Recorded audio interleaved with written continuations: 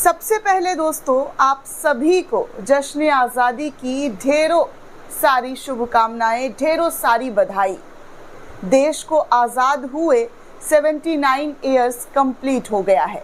आज पूरा देश जश्न मना रहा है, आज़ादी के इस रंग में डूबा हुआ है। आपको पता ही है दोस्तों कि 79 ईयर्स हम सभी ने, जी हाँ 79 ईयर्स हम सभी ने आज़ादी के कंप्लीट कर लिए हैं। आज़ादी ऐसे नहीं मिल गया है, आज़ादी को मांगा गया है, छीना गया है। आज़ादी के लिए स्वतंत्रता सेनानियों ने अपनी जान दी है, फांसी पर चढ़े हैं, जेल की सज़ा काटी है, तभी जाकर हम आज़ाद हुए और हमारा देश एक आज़ाद मुल्क कहलाता है। जो लोग कहते हैं कि आज़ादी 2014 के बाद मिली है, उन लोगों को आज़ादी का इतिहास उठाकर पढ़ना चाहिए कि आज जो ज़ुबान चल रही है वो किस गांधी की वजह से चल रही है और कैसे चल रही है। कैसे गांधी जी ने देश को आज़ाद करवाने में क्या कुछ नहीं किया, कैसे उनकी जान चली गई, ये सब कुछ इस देश के इतिहास में लिखा हुआ है। दोस्तों आज प्रधानमंत्री नरेंद्र मोदी लाल किले के प्राचीर से क्या कुछ कहते हुए नजर आए, क्या भाषण दिया उन्होंने, वो सब कुछ एक एक करके आपको बताने वाली हूँ इस वीडियो में, क्योंकि बहुत ऐसी चीज़ें हैं जो प्रधानमंत्री नरेंद्र मोदी के ज़रिए कही गई और उसके बाद लोगों ने क्या कहा और कैसी कैसी प्रतिक्रिया दी है, वो भी जानना बेहद ज़रूरी हो जाता है। क्योंकि मेन स्ट्रीम मीडिया में क्या कल से चलाया जा रहा है वो आपको भी अच्छे से पता है। लेकिन आज लाल किले के प्राचीर पर जब जश्न आज़ादी में तमाम लोग डूबे हुए हैं और देश के प्रधानमंत्री के भाषण के बारे में जानना चाहते हैं, सुनना चाहते हैं कि उन्होंने क्या कहा है, तो आपको एक एक जानकारी दूंगी कि हमारे प्रधानमंत्री नरेंद्र मोदी आज देश के 79वें आज़ादी दिवस पर क्या कुछ कहते हुए नजर आए और किस तरीके का वेशभूषा धारण करते हुए नजर आए, वो सब कुछ एक एक करके बताने वाली हूँ। और वोट चोरी के बाद आज प्रधानमंत्री नरेंद्र मोदी ने क्या कहा है और किस तरीके की बातें कही है, वो सब कुछ आपके सामने दिखाऊंगी।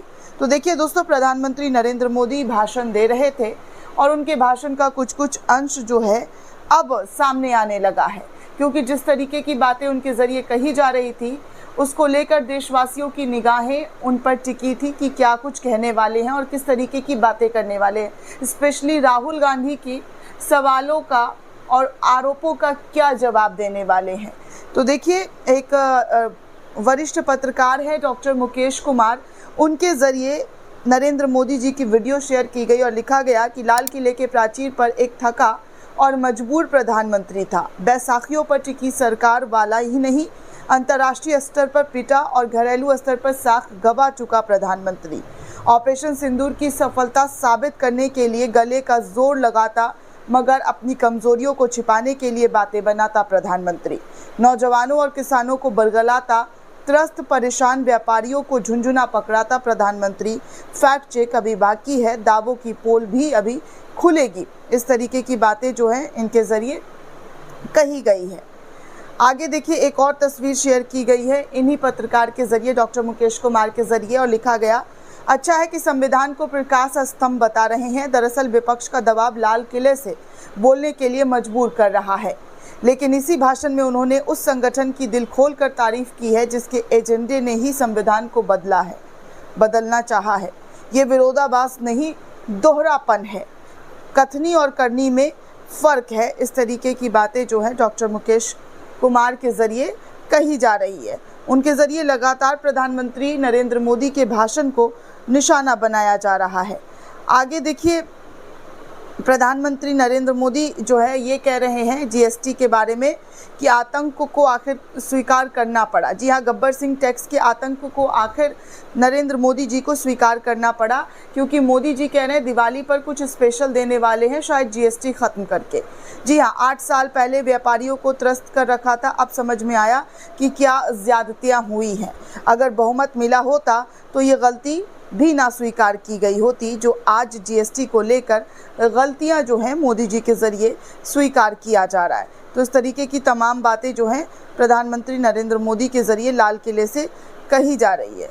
देखिए आगे एक और यूज़र हैं दया शंकर मिश्रा नाम के, कि लाल किले के प्राचीर से पहली बार किसी प्रधानमंत्री ने आरएसएस का गुणगान किया है। गांधी को प्रणाम करने के तुरंत बाद गांधी की हत्या के आरोपी संगठन का गुणगान हिंदू राष्ट्र की ओर सबसे स्पष्ट घोषणा है। भारत का कौन सा अखबार इस पर संपादकीय लिखेगा? भारत का कौन सा टेलीविज़न एंकर की रगों में हम पर इस लहू को दौड़ते हुए देखेगा और सवाल पूछेगा? जिस तरीके की बातें जो है आज आरएसएस का गुणगान करते हुए लाल किले के प्राचीर से कही जा रही है और बताया जा रहा है। तो ये सारी चीज़ें दोस्तों कही। आगे देखिए कृष्णकांत नाम के यूज़र हैं, उन्होंने लिखा है कि फिर झूठ बोल रहे हैं, वो भी लाल किले से। स्वतंत्रता दिवस के पवित्र मौके पर नरेंद्र मोदी कह रहे हैं लाखों स्वयंसेवकों ने भारत माँ भारती के लिए अपना जीवन समर्पित किया है। इस बारे में सिर्फ 2 लोगों को कोट कर रहा हूँ।